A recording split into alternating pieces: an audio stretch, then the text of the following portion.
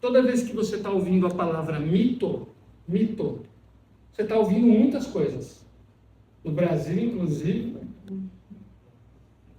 Mas mito, do ponto de vista filosófico, pode significar, por exemplo, um jeito de contar uma história. Mito, nas tradições religiosas, significa discurso racional organizado para dar sentido à vida pessoal e à vida coletiva. Ou seja, não tem a ver com mentira, não tem a ver com história da carochinha. Mito tem a ver com um discurso racional que é organizado para que a existência de uma pessoa e de uma comunidade faça sentido. Como é que as pessoas lidam, por exemplo, nas tradições religiosas, com a morte? Como é que as pessoas lidam nas tradições religiosas com a criação de todas as coisas? Como é que as pessoas lidam com o amor? Como é que as pessoas lidam com a criação de filhos? Como é que as pessoas lidam com o dinheiro? Os mitos dentro dos movimentos religiosos têm essa função. A gente pode questionar a veracidade dos mitos, inclusive isso é importante fazer, mas os mitos têm a função de ordenar o mundo, ordenar a realidade. O uso que se faz dos mitos deve ser criticado. Tem um mito bem antigo, mais antigo que a Bíblia, um mito egípcio, que conta sobre como Osíris vai julgar os vivos e os mortos. E nesse mito, disse o seguinte, que a pessoa morta será ressuscitada, e depois de ser ressuscitada, Osíris vai perguntar para ele, e aí, o que você fez de bom enquanto vivia? E a pessoa vai responder o seguinte, eu dei água a quem tinha sede, dei comida a quem passava fome, dei vestimenta a quem não tinha o que vestir, e dei canoa para quem não tinha canoa. Lembra que a gente está no Egito Antigo, e o Egito é o centro, diríamos assim, produtor de todas as sementes do Oriente Médio Antigo. Era o grande depósito de tudo que se conhecia no Oriente e no Ocidente e que tinha relação com comida, era o Egito. Mas era uma terra que de tempos em tempos passava por grandes alagações do Rio Nilo. Então vou eu e o Rafa visitar o Egito. Chegamos lá, a gente não sabe nada da história do Egito, como qualquer bom turista. Quer ir para os pontos turísticos, mas não sabe que pode chegar lá no dia da cheia. E aí o cara que está diante de Osíris, para ver se passa ou não para o reino de Osíris, diz assim, nas épocas das cheias, tinham muitos estrangeiros aqui que não tinham canoa e morreriam afogados. Mas eu dei canoa para todo mundo. Isso te faz lembrar alguma coisa? Os mitos são essa tradição de contar histórias verossímeis ou não, mas que trazem valores, que trazem ideias de como organizar o mundo. E nesse mito, o principal dizia respeito a cuidar da alimentação, da água, da vestimenta e da sobrevivência num lugar que, vez por outra, parecia São Paulo, que enchia d'água por todos os lados. O tema do juízo divino aparece em quase todas as religiões, especialmente nas religiões abraâmicas, como a nossa experiência cristã. Então a ideia de um juízo no final de todas as coisas não é exclusivamente cristã. Também não é exclusivamente judaica.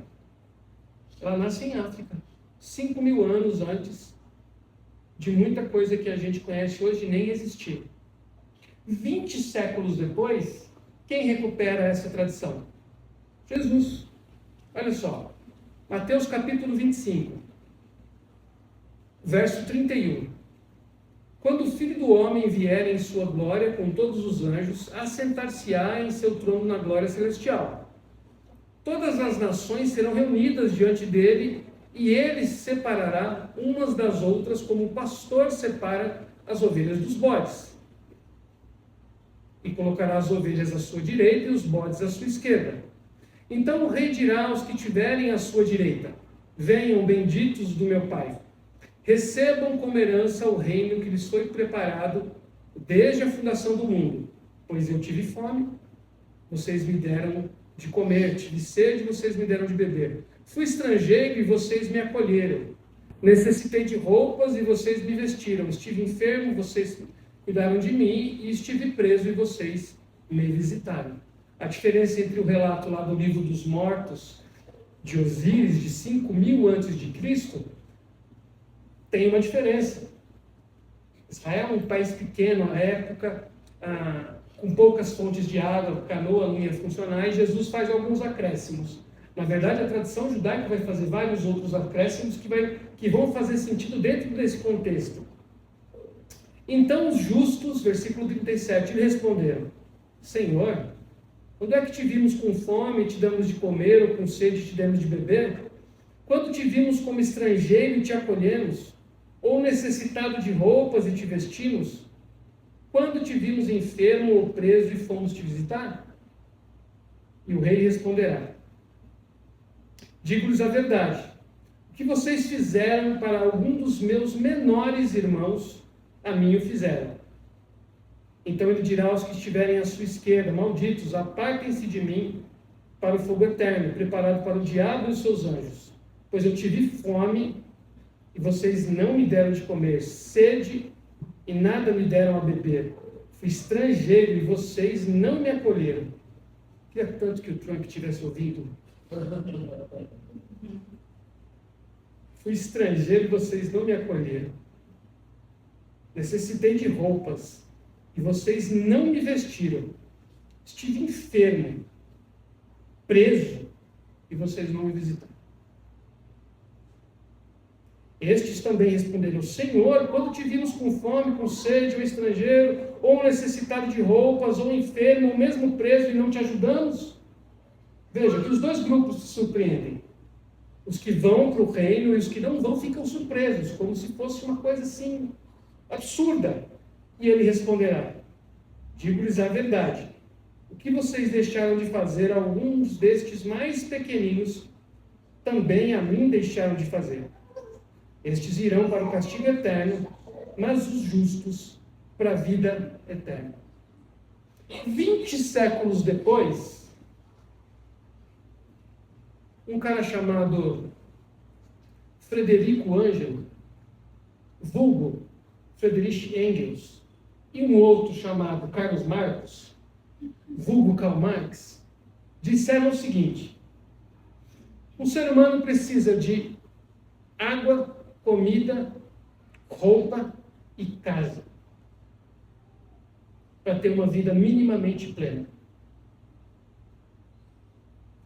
O que eu estou tentando mostrar para você é que Jesus é um cara que conhece o tempo dele, que conhece as tradições que formaram a tradição de onde ele vem, e que esse texto foi passando de boca em boca até virar texto. Na verdade, essa história foi passando de boca em boca até chegar em mim e em você, 20 séculos depois.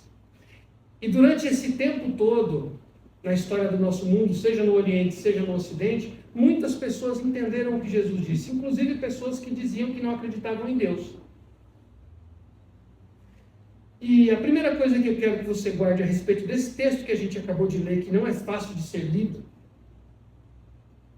é que, segundo Jesus, os filhos de Deus serão reconhecidos por afirmar o direito radical e inalienável à vida. Vou repetir: os filhos de Deus serão reconhecidos por afirmar o direito radical e inalienável à vida. Porque esse texto não traz nenhuma conversa sobre moralidade. Ou pelo menos sobre essa moralidade que a gente recebe na tradição cristã. Não pode fumar, não pode beber, não pode jogar, tigrinho, nem pensar. Tem que ser marido de uma mulher só, e essas... Por que esse texto não fala sobre isso? Se a Bíblia também fala sobre isso. E Jesus é um cara inteligente. Logo depois ele já sabe que vai começar uma conspiração sobre a vida dele, ele sabe que ele vai morrer, e ele precisa fazer vários resumos de tudo que ele tinha feito em 3 anos. Não tinha internet, não tinha essa coisa de até os 10 segundos que prestam atenção, Mas ele já sabia que ele tinha que resumir. E porque quando ele vai resumir, ele vai na tradição e ao invés de ficar falando, divórcio não pode, ouvir música, até o show também não pode, não sei o quê. Ele vai falar de ética e não de moral. Porque Jesus é um cara inteligente. E ainda mais, sendo inteligente, ele sabe que tem que usar muito bem o pouco tempo que ele tem e sabe que tem que falar de maneira impactante. E ele vai dizer, a minha conversa nunca foi sobre moral, a minha conversa sempre foi sobre ética. A minha conversa nunca foi sobre quem faz errado ou quem faz certo, na minúcia da sua vida particular, nas suas escolhas identitárias ou ideológicas. A minha conversa foi sempre que vocês entendessem que eu coloquei vocês no mundo para viverem. Jesus falou muito pouco sobre o mundo vindouro. A tradição cristã é que fez parecer, como os mapas fazem parecer a África pequena e a Europa gigantesca. Ideologia. Jesus falou o tempo todo sobre como viver e viver em plenitude aqui e agora. A tradição judaica posterior a Jesus, que vai dar para a gente, por exemplo, textos como o Talmud, a tradição judaica também trouxe essa ideia de que o critério para o julgamento no dia final não teria a ver com moralidade, teria a ver com ética. Que no final de todas as coisas, o critério que o Senhor divino usaria passaria sobre como nós respondemos ao desafio de ficar vivos. E não só eu ficar vivo. Entende? Olha como a tradição rabínica fez isso. Mais ou menos terceiro, quarto século depois de Jesus. Recolhendo todas as tradições que já existiam, da qual Jesus também bebeu. Eles vão dizer o seguinte: no dia do juízo final, vai acontecer assim. Yahvé vai abrir 3 livros. Já deu uma melhorada, não um livro só. Yahvé vai abrir 3 livros, David. O livro 1 estão os nomes de todos os perversos, todos aqueles que deram errado mesmo. Livro 2, o nome dos justos. Livro 3, daqueles que estão entre o livro 1 e o livro 2. Olha que interessante. Porque na crença do judaísmo rabínico, não dos saduceus, mas dos fariseus, na crença deles haveria tempo para que as pessoas se arrependessem. Certo? Assim como na tradição cristã. E aí essa brincadeira dos 3 livros é para dizer o seguinte, que nesse grande dia, Deus ia dar a oportunidade, assim como Osíris fez, de as pessoas responderem à pergunta central. E aí olha que interessante como os judeus vão elaborar essa tradição. 2 dias importantes na tradição judaica. Rosh Hashanah, Ano Novo, e Yom Kippur, Dia do Perdão. Na tradição judaica é assim. No dia de Rosh Hashanah, no Ano Novo, tem a ceia, tem todas as festividades, e eles fazem uma oração. E nessa oração, o que se diz? Na oração se diz assim, Teshuvah, Tefilá e Tzedaká desviam o mau decreto. Teshuvah, Tefilá, Tzedaká desviam o mau decreto.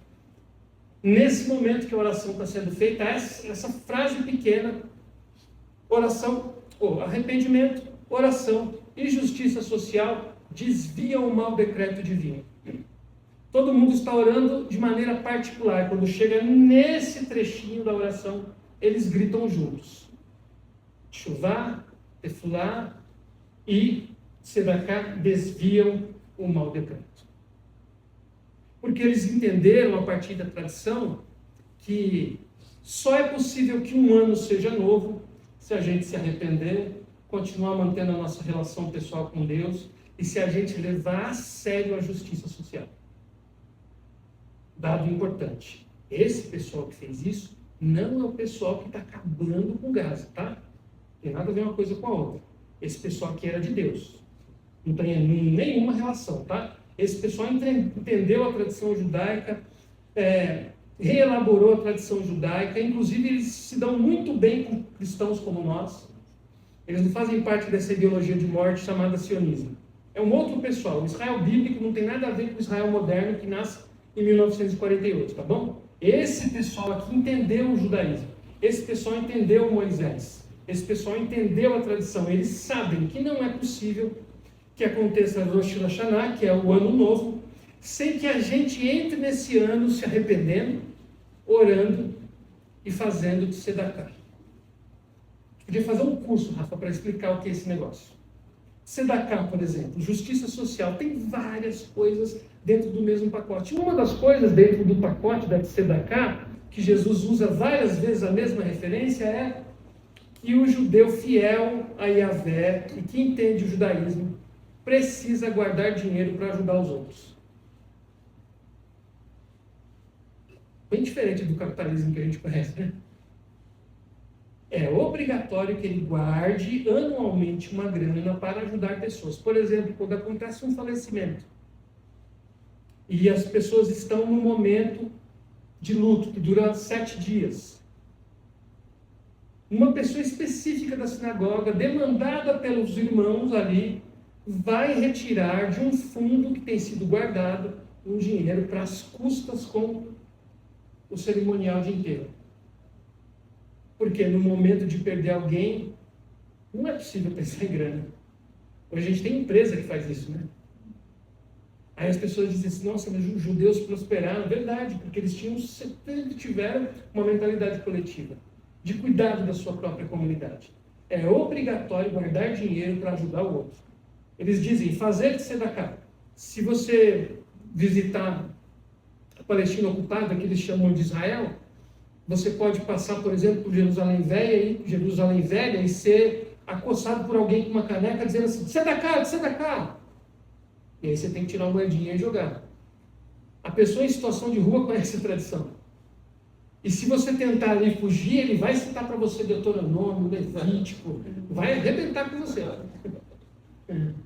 Não vai entrar nessa conversa de, não, porque vagabundo, porque não tem mérito, porque quem não trabalha, então não come.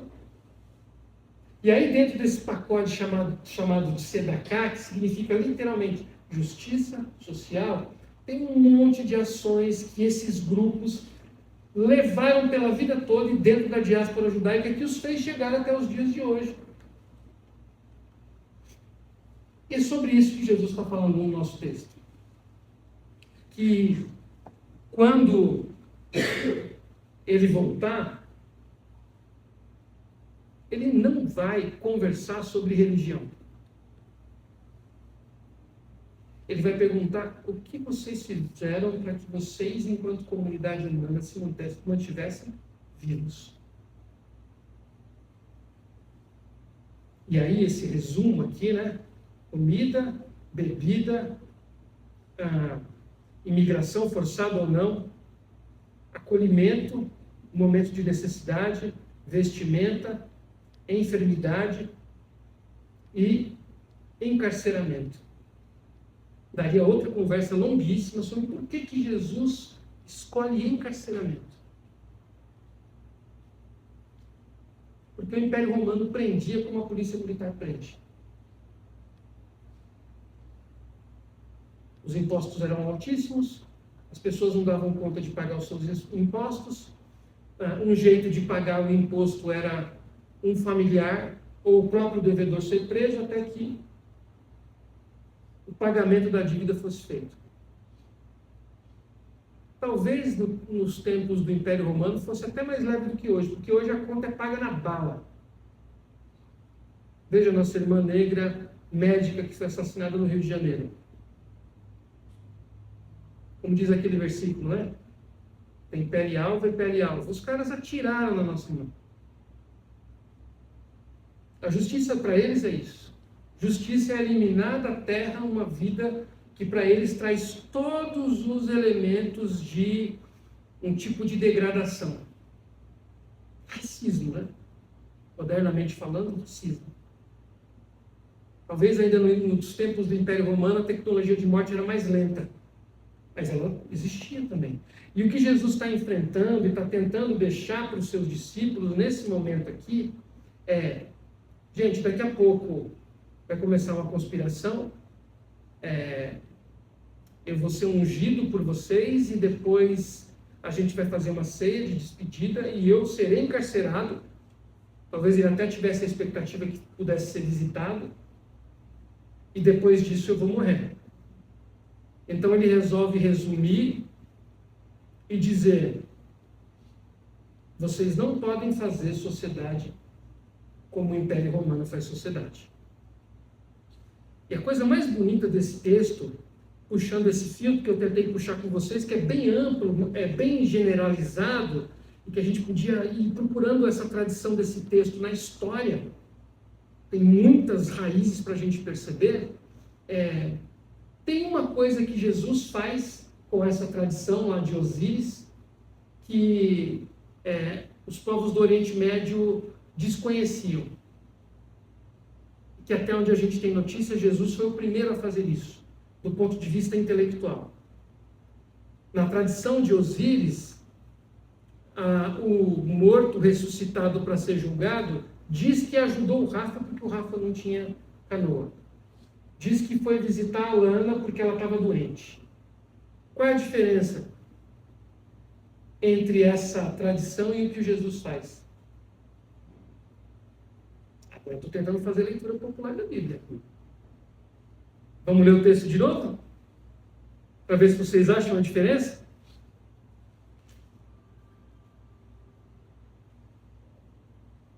Venham benditos do meu Pai, recebam como herança, o reino que lhes foi preparado antes da criação do mundo. Pois eu tive fome, vocês me deram. Fui estrangeiro, vocês me acolheram.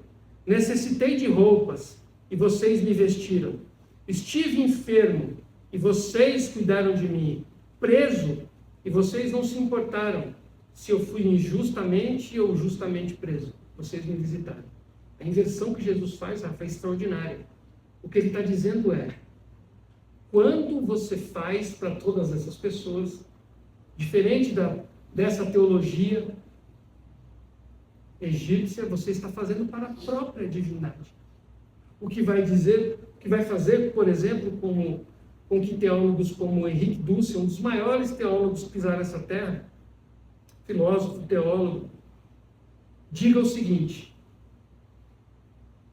perguntaram para ele, Dussel, como é possível ouvir a voz de Deus? Nós cantamos, Senhor te quero ouvir tua voz, e Dussel responde assim: como é possível ouvir a palavra de Deus, Dussel?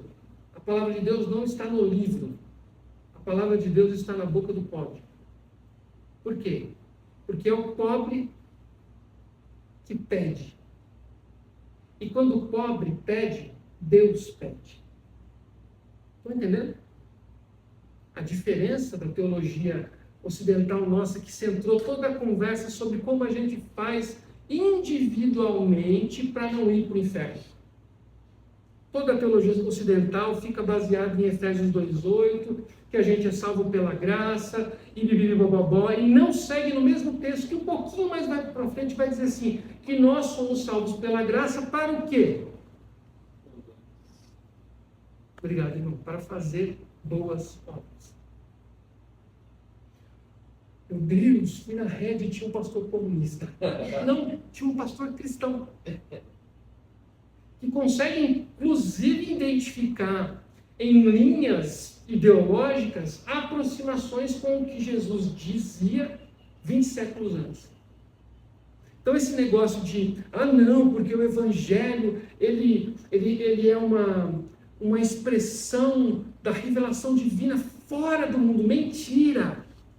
O Evangelho só pode ser propagado porque tem linguagem, porque tem povo, porque tem gente, porque tem sociedade. Porque tem conjuntos de ideias possíveis de serem compartilhadas. Então, o Evangelho não é ideológico. A ideologia do Evangelho é: vocês têm que dar um jeito de fazer a vida ser boa para todo mundo.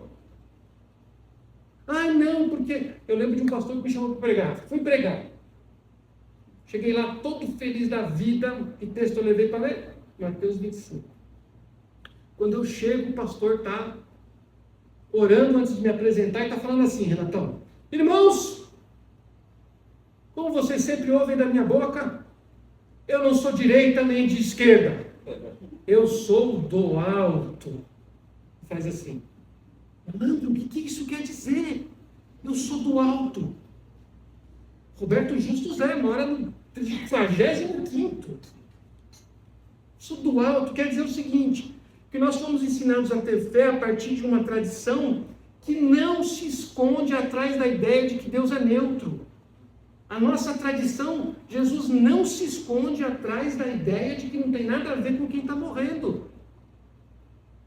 Aí, esse monte de gente associa isso com a ideologia neoliberal, de sucesso pessoal, de sacrifício, que quem não conseguiu é porque não tem condição, porque não se esforçou o suficiente, quem não tem pobreza que resista a 16 horas de trabalho, e a gente começa a abraçar isso aí como se fosse divino, e não é. Ah, pastor, mas o que diz lá? Paulo falando sobre aquele que não trabalha e não coma, é um documento ocasional falando sobre um vagabundo que tinha numa igreja. Aí, o cara vem e pega esse texto, não, porque Provérbios diz que quem não trabalha passa fome. É óbvio!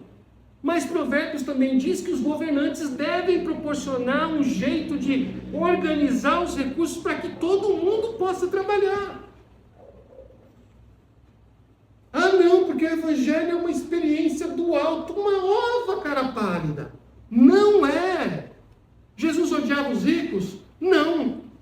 Jesus odiava a riqueza? Lógico, porque não é possível construir riqueza sem espoliar, sem explorar. Não é possível construir riqueza no sentido básico da palavra, que é o seguinte: não tem ninguém nessa sala aqui que é rico. Sabe o que isso significa? Você pode até não ir trabalhar amanhã, mas terça você tem que ir. Sim ou não? Você pode até trabalhar no computador em casa, de pantufa, mas você não é rico.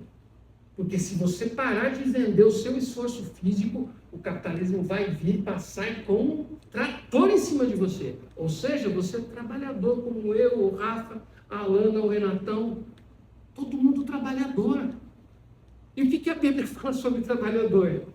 Que o trabalhador deve receber o que é justo pela sua jornada de trabalho. Outro curso, Rafa. Vamos falar sobre qual era a mentalidade do judaísmo que Jesus conheceu e que ele foi... Jesus, gente, guarda isso. Jesus não era crente, tá? Jesus não era cristão. Isso que a gente está fazendo aqui aconteceu depois, ele já tinha morrido, tá? Ele nunca quis deixar de ser judeu do ponto de vista religioso. Ele quis ser e foi um bom judeu que arrebentou com o judaísmo. Que falou assim, pessoal, vocês estão interpretando aí como sacerdotes, vocês não sabem como as pessoas cheiram na vida real. Vocês estão aí no templo recebendo o que a própria lei diz, que a tzedakah também atingiu os sacerdotes, mas vocês não vão no mercado público ver o quanto as pessoas estão sofrendo para comprar o básico. A revolução que Jesus faz passa por essa discussão de como os recursos que todo mundo produz devem ser distribuídos. Mas Jesus não era crente, assim, cristão, da igreja batista, da igreja presbiteriana. Não. Portanto, quando ele está dizendo isso que ele disse aqui, no texto hebraico está assim, no julgamento dos goímas. Quem são os goímas? Os não-judeus. Ou seja, nós. De que religião? Qualquer uma. Jesus estava assim, deixa eu falar isso aqui, porque no futuro o Império Romano vai ter uns caras que vão levar... Não, ele estava dizendo, pensando no judaísmo. E aí ele está dizendo isso para um monte de judeu, assim, Rafa, ó, vou te falar uma coisa, Rabino, você já teve acesso ao conhecimento, isso aqui é sobre os outros. Se esses outros não professarem a fé judaica, mas derem de beber, derem de comer, derem roupa, acolherem um estrangeiro, visitar quem está doente e está preso, o meu pai, mais ainda, eu vou chamar eles de irmãos. Não é assim que a gente aprendeu? Que Jesus é filho de Deus? Paulo vai fazer uma figura linda, né? Jesus é o filho mais velho em relação a nós. Mais velho no sentido de mais experiente sobre o que é ser humano.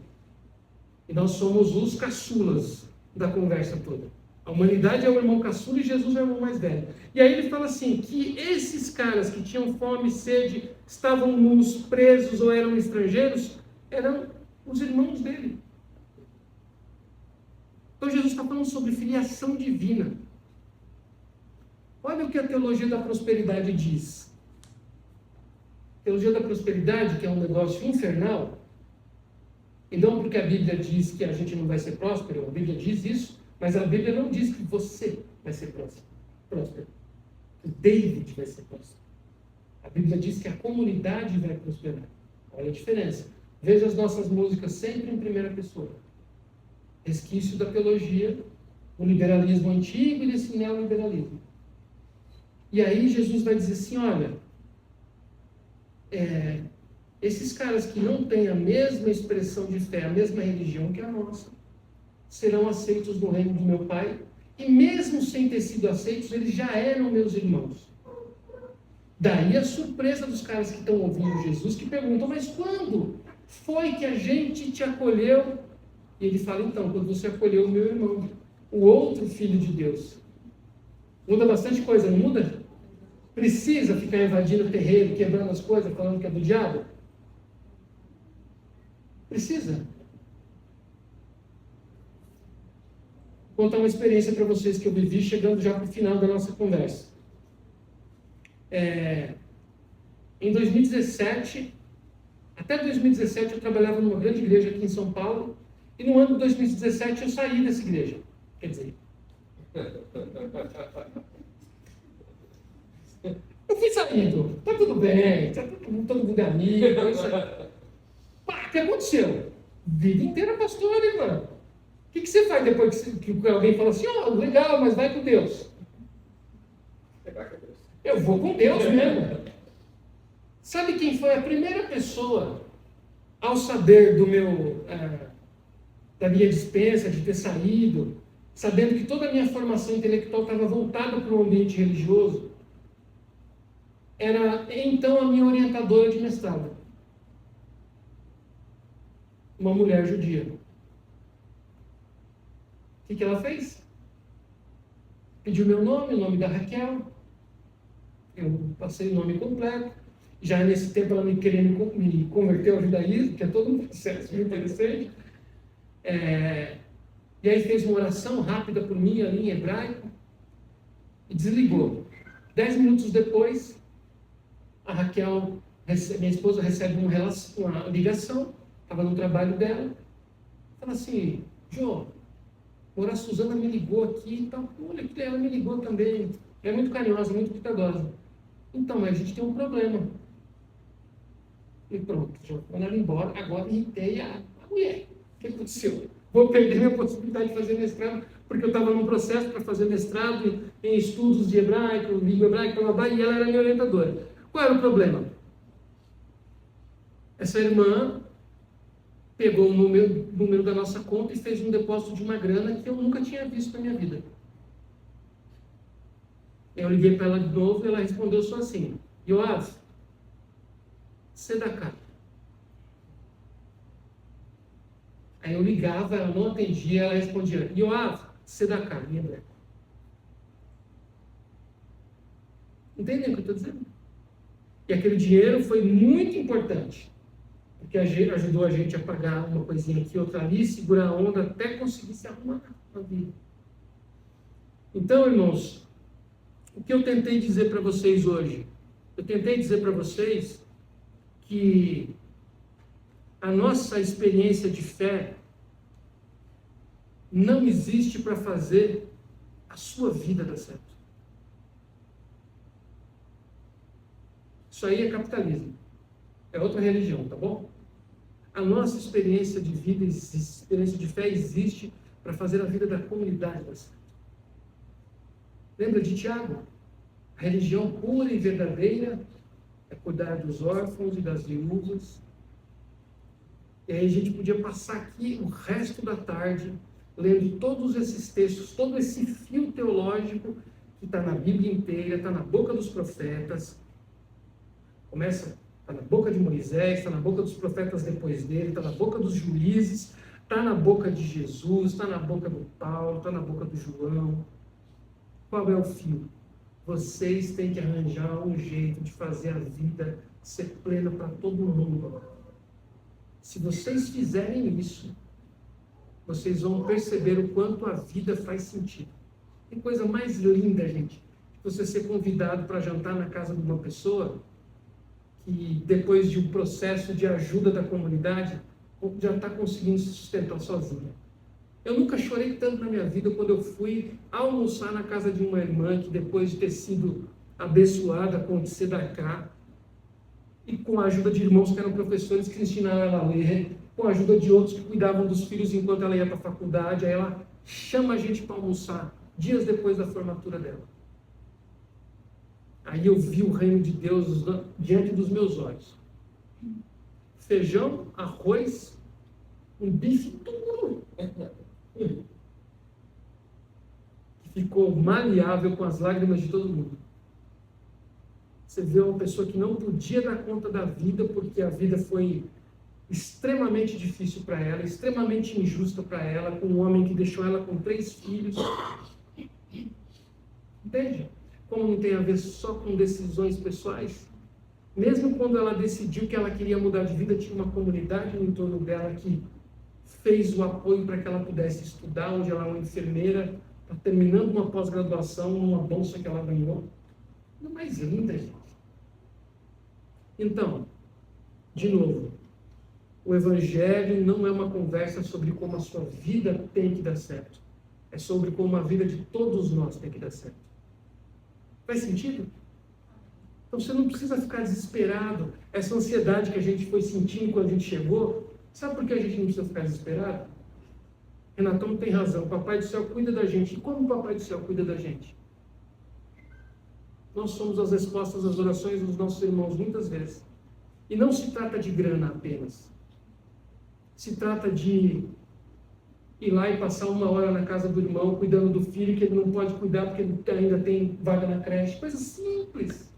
Mas também se trata da gente votar certo, pensando em gente que vai pensar na transformação social. Porque tem uma coisa que a Tzedakah também aborda, que é como a gente constrói sistemas de justiça.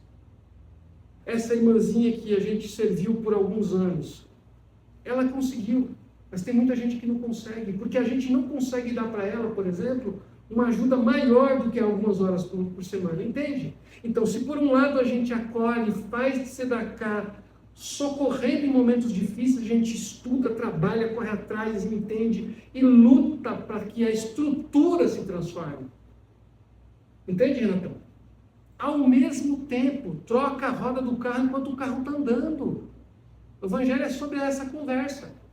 Eu faço Tzedakah, eu ajudo. Eu lembro dos irmãos que me ajudaram quando eu entrei no seminário. Tinha dinheiro para comprar um livro, gente. Um livro.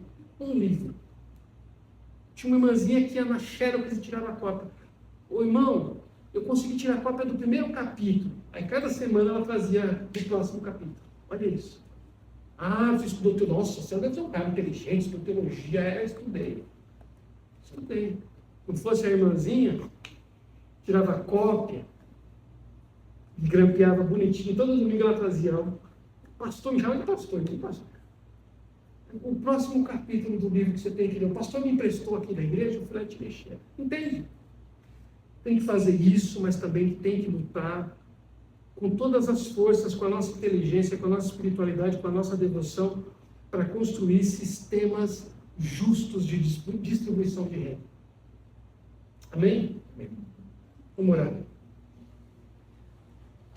Deus, nosso Pai, se manifesta carinhosamente, misericordiosamente, num abraço e num coração de mãe todos os dias para nós.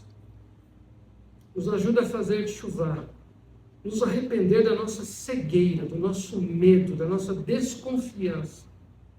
Nos ajuda a nos arrepender da nossa preguiça de saber. Nos ajuda a nos arrepender, Senhor, do medo que a gente tem, daquilo que a gente não conhece. Nos ajuda a orar de maneira sincera, não só pelos nossos sofrimentos, mas pelos sofrimentos daqueles que ninguém quer ouvir. Nos ajuda, Senhor, em nome de Jesus, a ouvir a Tua palavra na boca do necessitado, e não apenas do texto. Nos ajuda, Senhor, em nome de Jesus e pelo Espírito Redentor de Jesus Cristo, a administrar bem aquilo que nós recebemos. Ajuda para que o fruto do nosso trabalho renda de modo que nós possamos ter uma folguinha. Que o fruto do nosso trabalho perdure, mas também se multiplique, de modo que a gente também possa fazer por aqueles que estão, por algum motivo, impossibilitados, Senhor. Nos ajuda a entender o mandamento da justiça social. Obrigado por essa casa, de fato uma casa de irmãos que se abraçam e se cuidam. Traz os recursos intelectuais, espirituais, financeiros, pedagógicos, todos os necessários para que essa comunidade se aprofunde na experiência da Tua palavra encarnada, que é Jesus. E que essa comunidade se aprofunde e alargue as estacas a ponto de alcançar todos os necessitados que estão ao redor de onde ela se reúne, Senhor. Obrigado pela vida do Rafa, da Fê, da Carol, de todos que lideram. Que Teu Espírito Santo venha sobre eles de maneira poderosa e inconfundível. Que todos saibam que aqui, nesse território, existem pessoas que se preocupam com a manutenção da vida material, que se preocupam com o sucesso da comunidade e que vivem por isso. É assim que eu oro em nome de Jesus. Amém. Amém. Obrigado, irmãos.